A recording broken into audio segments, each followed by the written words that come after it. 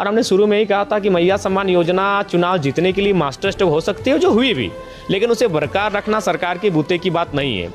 उसको वो एक चुनौती है और उस चुनौती को पाटने के लिए आपने कटौती भी किया। आपने वृद्धा पेंशन नहीं दिया है, आपने दिव्यांग पेंशन नहीं दिया है, आपने विधवा पेंशन नहीं दिया है, आपने रसोइया को पेमेंट नहीं दिया है, आपने सेविका, सहायिका, जल सहिया को पेमेंट नहीं दिया। उसके बावजूद आप इस योजना को संपादित नहीं कर पा रहे हैं, ये सफल नहीं हो पा रही है। तो इसलिए थोड़ा सा जब भी ऐसी योजनाएं आनी चाहिए, केवल वोट उद्देश्य नहीं होना चाहिए, उनको फ्यूचर देखना चाहिए कि क्या ये योजना सटीक है कि नहीं राज्य के लिए। और हमने शुरू में ही कहा था कि मैया सम्मान योजना चुनाव जीतने के लिए मास्टर स्ट्रोक हो सकती है, जो हुई भी, लेकिन उसे बरकरार रखना सरकार के बूते की बात नहीं है।